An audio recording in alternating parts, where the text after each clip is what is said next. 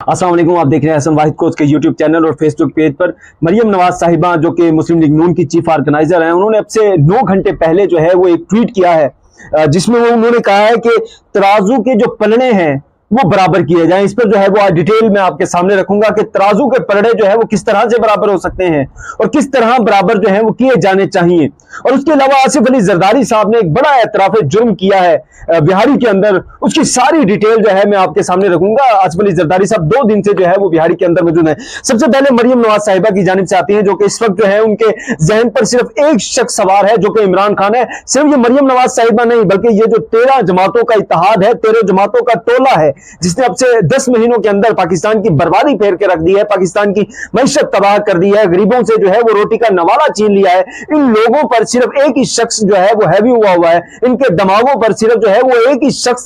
छाया हुआ है और वो इमरान खान है। सिर्फ इन्हीं पर नहीं बल्कि हमारा जितना निजाम है, हमारे जितने रियासती अदारे हैं, उनके लिए उनको सिर्फ इस वक्त जो सबसे बड़ा खतरा दिखाई दे रहा है वो इमरान खान है। उनकी जो सबसे बड़ी टेंशन है वो इमरान खान है। उनके लिए जो पाकिस्तान का सबसे बड़ा मसला है वो इमरान खान है। पाकिस्तान की अवाम उनके लिए कोई मैटर नहीं करती, पाकिस्तान के मसाइल उनके लिए कोई मैटर नहीं करते, और ना ही जो इस वक्त पाकिस्तान की मायशी तौर पर बर्बादी फेरी जा रही है वो उनके लिए कोई मैटर करती है। तो सबसे पहले मरियम नवाज साहिबा के ट्वीट में आते हैं, जिसमें उन्होंने 4 चीजें जो है वो बेसिकली सामने रखी है। पहले नंबर पर उन्होंने कहा है कि नवाज शरीफ साहब और इमरान खान जो कि दोनों बड़े लीडर हैं, नवाज शरीफ साहब इससे पहले रह चुके हैं, अब जो उन्हें शायद पाकिस्तान में कोई पहचानता ही बड़ा कम होगा। दूसरी जानिब इमरान खान साहब हैं, तो उन्होंने कहा जी तराजू के पलड़े जो है वो बराबर होने चाहिए, जिसमें उन्होंने 4 मुतालबे रखे। पहले नंबर पर वो कहते हैं कोर्ट अपेयरेंस, जिसमें उन्होंने कहा जी नवाज शरीफ साहब जो है वो 200 बार कोर्ट में अपेयर हुए, 200 बार अदालतों में गए, जबकि खान जो है वो सिर्फ 2 बार जो है वो अदालतों के चक्कर लगाए हैं खान ने। अब शायद इनकी जो है वो रिसर्च बड़ी कमजोर है या इनको बताने वाले जो है वो बड़े कमजोर हैं, या शायद मरियम नवाज शरीफ साहिबा की जहनी हालत जो है वो सिर्फ इतनी खराब है कि उन्हें पता ही नहीं है कि खान साहब जो है वो कितनी बार अदालतों में पेश हुए हैं। अगर हम ये जो खान साहब पर हमला हुआ वजीराबाद में, उन पर जानलेवा हमला हुआ था, उनको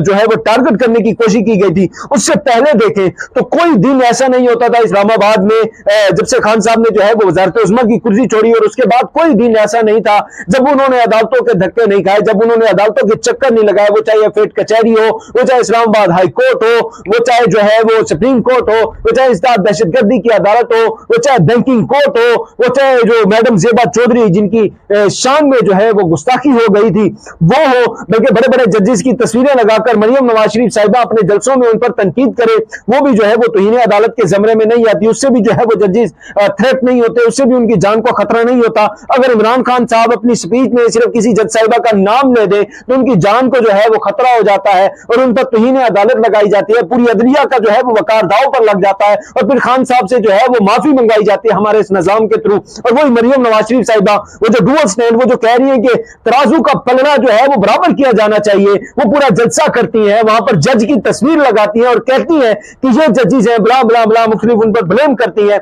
लेकिन उनके खिलाफ जो है वो कोई तौहीन अदालत की कार्रवाई भी नहीं होती और उन जजेस को जो है वो जान का खतरा भी नहीं होता, क्योंकि मुस्लिम लीग नून के जो कारकुनान है वो तो बड़े शरीफ है, उन्होंने आज तक सुप्रीम कोर्ट पर भी कोई हमला नहीं किया। इस लिहाज से उनका जो अगर हम ट्रैक रिकॉर्ड देखें तो वो बड़ा अच्छा है, जिस बुनियाद पर हमारे अदारों को जो है वो मुस्लिम लीग नून की ये पॉलिसी या इस तरह का थ्रेट करना हमारे जजेस को बिल्कुल जो है वो नजर नहीं आता। पहली तो उनकी जो है ये तस्वीर है। उसके बाद उनका दूसरा मुतालबा था कि बेटे से तनख्वाह पर जो है वो नाअहल कर दिया गया है, जबकि खान साहब जो है वो बेटी छुपा रहे हैं। अब सवाल ये पैदा होता है कि भाई खान साहब बेटी छुपाएं या दिखाएं, आपका इससे क्या मैटर है? अगर आपने इस तरह के मामलात सामने लेकर आने हैं, अगर आपने इस तरह के मामलात जो है वो पब्लिक में डिस्कस करने हैं या वट एवर जो भी आप करना चाह रहे हैं, तो फिर तो लोग इस तरह के भी सवालात उठाते हैं कि जो बच्चों की पैदाइश हुई शादी से कोई 3 महीने बाद, 4 महीने बाद, हम इस वाले से डिटेल में नहीं जाते, लेकिन अगर हम देखें तो इस तरह भी बहुत सारी चीजें हैं, बहुत सारी ब्लेमसाजी की जाती है, तो फिर शायद ये केसेस भी खुल जाएंगे। तो फिर जब ये केसेस खुलेंगे तो हमाम में तो जो है वो सारे लोग नंगे होंगे। अगर हम इसके बाद नेक्स्ट देखें तो कहा गया जी मरियम नवाज शरीफ साहिबा की जानिब से नो बेल फॉर 6 मंथ, जबकि खान साहब की जो बेल है वो 48 आवर्स में हो गई है। अब 6 महीने से नवाज शरीफ साहब की जो है वो बेल नहीं हुई। नवाज शरीफ साहब जो है वो लंदन में बैठे हुए हैं, उनको जो है वो तकरीबन 2 से 3 साल हो चुके हैं, 4 साल हो चुके हैं, वो लंदन में बैठे हुए हैं। सिर्फ 50 रुपए के स्टाम्प पेपर पर उन्हें जो है वो लंदन भेज दिया गया। उस वक्त नवाज शरीफ साहब मरने जा रहे थे, उनके प्लेटलेट्स कम हो चुके थे, उनकी जिंदगी बची नहीं थी, कोई भी उनकी जिम्मेदारी लेने को तैयार नहीं था, तो उन्हें जो है वो लंदन भेज दिया गया। अब वो पाकिस्तान आने को तैयार नहीं, अदालतों का सामना करने को तैयार नहीं, पता नहीं कौन सी 200 अदालतों में गए हैं। तकरीबन 4 साल से तो वो छुप कर लंदन में बैठे हुए हैं और कहते हैं हम जी अदालतों को फेस कर रहे हैं। और खान साहब की जो बेल है वो 48 आवर्स में हो गई है। फिर खान साहब तो पाकिस्तान ही नहीं छोड़ के गए, उन पर जानलेवा हमला हो गया, उनकी जान लेने की कोशिश की गई, लेकिन वो कहां पे थे? वो तो पाकिस्तान में रहे, उन्होंने अपना इलाज भी पाकिस्तान में कराया, उनके साथ जो भी मसाइल हुए उन्होंने सारी चीजों का जितना भी कराशीज आया, जो मर्जी हुआ, पाकिस्तान में रहकर फेस किया। और नवाज शरीफ साहब जो है अब वो लंदन में बैठे हुए हैं, उनकी बहादुरी, वो जो एक एस्टेब्लिशमेंट मुखालिफ बनते हैं, वो बहादुरी उनकी तभी नजर आती है जब वो लंदन में बैठे हो। जब पाकिस्तान के अंदर हो फिर तो वो भीगी बिल्ली बने रहते हैं, उनकी आवाज ही बाहर नहीं निकलती। अब वो लंदन में बैठकर जो है वो जितने भी उन्होंने जर्नल्स के नाम लिए थे, वो गुजरावाला एक तकरीर को बड़ा हवाला देते हैं और नवाज शरीफ की बहादुरी बनाकर पेश करते हैं। और वो तकरीर उन्होंने स्काइप के थ्रू की, कहां से? लंदन में बैठकर। अब आप अगर इतने बहादुर होते, इतने जुर्रतमंद होते, इतने दलेर होते, आप आते पाकिस्तान में, आप सामना करते अदालतों का, आपके साथ आवाम भी खड़ी होती, आप लाते इनकलाब, वोट को इज्जत दो का जो नारा आपने मुतारिफ कराया तो उसके साथ स्टैंड करते। अब तो बूट को पॉलिश करने वाले लोग हैं और बूट को पॉलिश करते करते जो है अब आप जो है वो इक्तदार में भी आ गए, इस वक्त आपकी हुकूमत भी जारी है। अब जो है तराजू का जो पलड़ा है वो बराबर कैसे होना चाहिए। अब मैं मरियम नवाज शरीफ साहिबा को जो है ये चंद हकाइक बताना चाहता हूं कि पहले जो है तराजू का पलड़ा बराबर करना है तो खान साहब पर जितने भी मुकदमात बने, खान साहब के खिलाफ जितनी भी अदालती कार्रवाई हुई, खान साहब को जितना भी टारगेट किया गया, उस सब के बावजूद खान साहब ने पाकिस्तान नहीं छोड़ा। वो किसी 50 रुपए के स्टाम्प पर जो है वो पाकिस्तान छोड़कर लंदन नहीं भाग गए। तो अगर आपने भी तराजू का पलड़ा बराबर करना है तो आपको भी अपने वालिद साहब को जो है वो पहले लंदन से पाकिस्तान बुलाना पड़ेगा। उन्हें बताएं, वो जो आपने ट्वीट किया था ना कि नवाज शरीफ साहब थोड़ी सी बहादुरी दे दें, तो आप खान साहब से बहादुरी उधार मांगे और अपने वालिद साहब को दें और उन्हें कहें कि बाबा साहब मेहरबानी करें, आए पाकिस्तान में रहें, आए अदालतों का सामना करें, आए थोड़ी जुर्रत दिखाएं, फिर तराजू का पलड़ा जो है वो बराबर हो सकता है।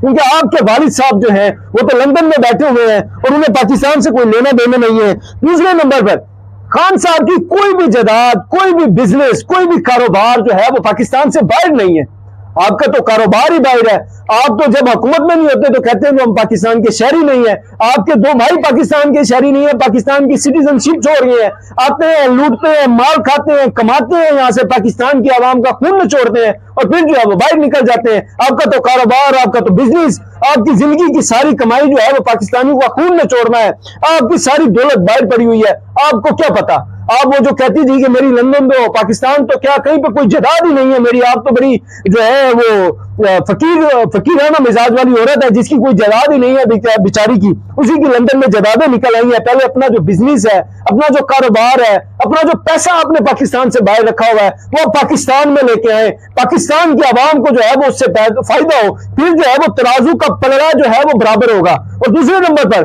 खान ने अभी तक कोई करप्शन नहीं की, जिस तरह आप लोगों ने करप्शन की, पाकिस्तानियों का खून में चोड़ा, पाकिस्तानियों का पैसा खाया, वो करप्शन का पैसा जो है वो पाकिस्तान को वापस कर दें और आइंदा जो है वो आप करप्शन ना करें तो फिर जो है वो तराजू का पलड़ा बराबर हो सकता है। और तीसरे नंबर पर खान साहब ने जो भी किया, तोशा खाना का उस पर इल्जाम लगाते हैं, उसने जी तोशा खाना के तहफ़ ले लिए। वो खान साहब तोशा खाने के तहफ़ की अगर हम देखें तो पहले 20% दिया जाता था, खान साहब ने 50% करके तोशा खाना के तहफ़ लिए और उसकी भी रसीदें दी। आपने तो आज तक अपनी कोई रसीद ही पेश नहीं कर सके, आप तो कोई रसीद ही अदालत को नहीं दिखा सके, आप तो अदालत को कोई ट्रांजैक्शन ही नहीं दिखा सकते, आप तो सिर्फ कतरी खत पेश कर सकते हैं और उस कतरी खत के थ्रू भी जो है वो आपको जो है वो रियायत मिल जाती है और फिर आप कहते हैं जी अदालतें हमें इंसाफ नहीं देती, फिर आप रोते हैं। ये तो जी मरियम नवाज का जो है वो पलड़ा भारी है, जो पलड़ा जो है वो तराजू का पलड़ा जो है वो बराबर होने का सिलसिला है। अगर उन्हें तराजू का पलड़ा जो है वो बराबर करना है तो 3 काम तो उन्हें जरूर करने चाहिए। पहले नंबर पर अपने जो वालिद साहब है मियां नवाज शरीफ साहब, उनको पाकिस्तान वापस लाना चाहिए।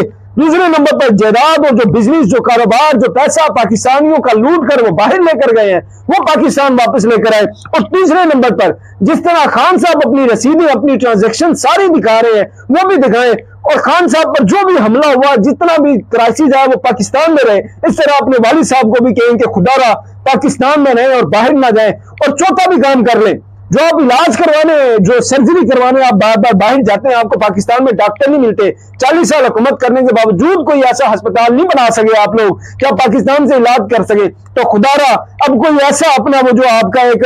वहां पे जाती उम्रा है, वहां पे आपने एक पूरी अपनी एक रियासत के अंदर छोटी सी रियासत बनाई हुई है, तो उसमें एक हॉस्पिटल भी बना ले ताकि आपका जो भी इलाज है वो पाकिस्तान में मुमकिन हो सके, आपको इलाज कराने के लिए बार बार जो है वो बाहर ना जाना पड़े। ये 4 काम अगर आप कर लें तो फिर जो तराजू का पलड़ा है वो बराबर हो सकता है। अब आसिफ अली जरदारी साहब की जानिब आते हैं। आसिफ अली जरदारी साहब जो है वो इस वक्त बिहारी के दौरे पर मौजूद है। वहां पे उन्होंने एतराफ कर लिया, जी खान साहब ने हमें जो है वो फंसा दिया है और ऐसा फंसाया है कि अब हम इससे निकल ही नहीं सकते।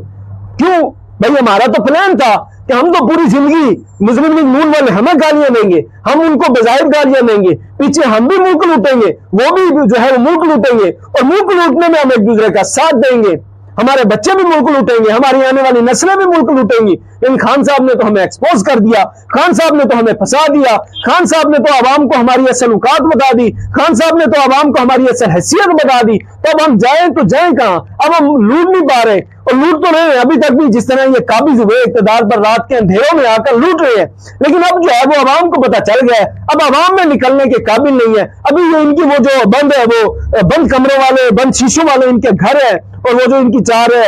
गाड़ियां हैं उनसे वो निकल नहीं सकते, आवाम में तो जाने के रहे नहीं, क्योंकि खान साहब ने जो है वो इनको एक्सपोज कर दिया और इनकी असल हैसियत, इनकी असल औकात, इनका असल काम, जिस तरह से इन्होंने पाकिस्तान को लूटा है और जिस तरह से इन्होंने पाकिस्तानी कौम का जो है वो खून नचोड़ा है, वो खान साहब ने जो है इनको बता दिया है। तो अब सूरत हाल यह है कि उन्होंने एतराफ कर लिया कि भाई हम जो है वो अब आवाम में नहीं निकल सकते और खान साहब ने हमें बड़ा फंसा दिया। अब ये जो 13 जमातों का इत्तेहाद है, अब इसके पास कोई रास्ता बचा नहीं है। अब देखिए वो बसीदा जी इंतखाब नहीं कराना, आइन कहते हैं 90 दिन में इंतखाब होंगे, अदालतें कहते हैं 90 दिन में इंतखाब कराएं, लेकिन हमारे जितने अदारे हैं जो उनके पेरोल पर काम कर रहे हैं वो भी इंतखाबात के हवाले से कोई डेट ही नहीं सामने आ रही। सदर पाकिस्तान ने अपना आईनी फरीजा अदा किया तो उनकी राह में रुकावटें खड़ी की जा रही है। वो इलेक्शन कमीशन जो कि अदालत में रोता रह गया कि भाई 54 दिन चाहिए, 54 दिन चाहिए, 54 दिन चाहिए। अब उनको जब 54 दिन का टाइम दे दिया, उनको जब कहा गया कि आप सदर के साथ जाएं, कंसल्ट करें, आइन के मुताबिक आपकी जिम्मेदारी है, क्यों नहीं जा रहे आप? जब उन्हें यह हदायत की गई, जब उन्हें यह डायरेक्शन दी गई